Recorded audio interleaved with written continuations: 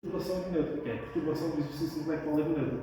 Isto, para isso aqui também parece psicologia, mas também é psicologia, mas também é filosofia. Porque entra a ética. O que é que eu devo fazer? O que é que eu devo fugir do assunto? Porque ele é desconfortável? O que é que eu devo fazer?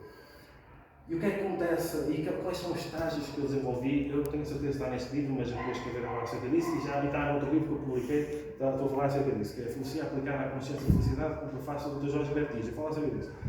Há dois grandes estágios hermenêuticos quando eu estou diante de uma proposta de verdade. Vamos imaginar. Eu vou falar muito dessa teoria da relatividade, porque acho que é muito pertinente ouvir as físicas falar acerca disso. Ele não é só físico, por isso é que quando uma pessoa estuda várias coisas, uma pessoa perde às vezes as palavras dos olhos e ele fala muito acerca disso. A pessoa tende a abrir os horizontes. Aquele Luís de Broglie ganhou para a nome da destruidora. Por isso é que ele criou uma física com uma visão muito diferente. Não estava formatado, como ele diz, formatado como alguns colegas, como o irmão ou o cientista. Isto tipo por um físico. Quando eu vou, aqueles colegas de sala, digamos assim, aqueles colegas que estavam lá quando ele estava a ser provado que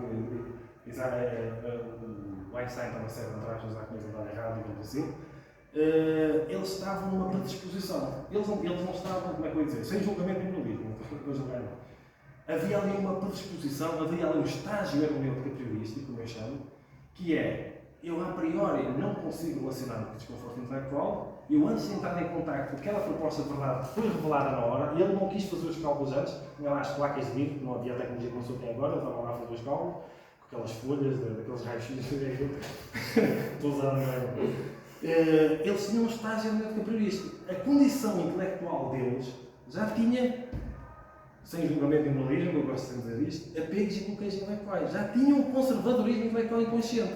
Então, eles já estavam numa condição hermenêutica a priorística, a priori, antes de entrar em contato com a experiência.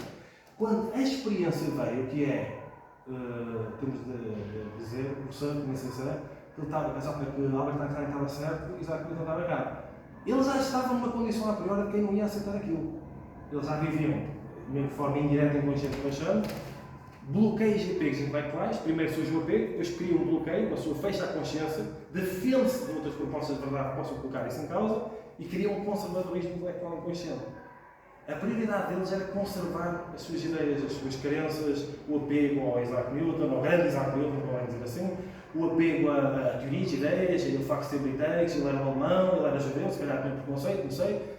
Ele já estava pré-condicionado.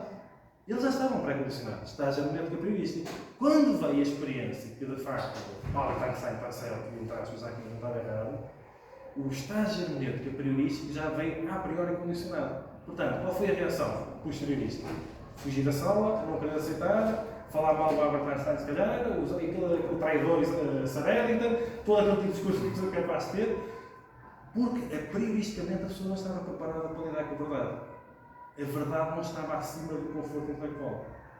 O conforto intelectual estava acima da verdade. E isto é um processo que acontece inconsciente e acontece com as grandes inteligências e intelectualidades aqui da humanidade. Não é porque uma pessoa é muito inteligente que não deixa de gerar bloqueios e apegos intelectuais. Isso acontece com toda a gente. Eu posso ter coisas que eu nem imagino que tenho apegos e bloqueios intelectuais, mas ao menos eu posso fazer um esforço para eu forço-me a estudar coisas diferentes. Eu sou ali curiosidade, mandam coisas diferentes na rua, estamos numa conversa e eu não fico agora a estranho. Isso é tipo, não.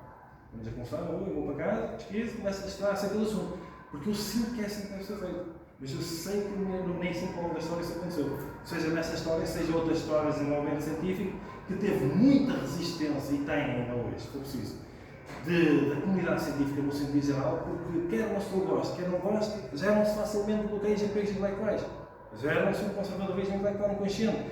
E isso acontece muito até no meio académico. Tudo, os cientistas, as pessoas não estão imunes a isso. Porque é difícil de sair. Das coisas mais difíceis que existem no mundo é a mudança. Há uma resistência à mudança, as pessoas não querem mudar.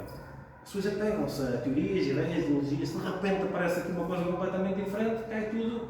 Lembram-se quando, por exemplo,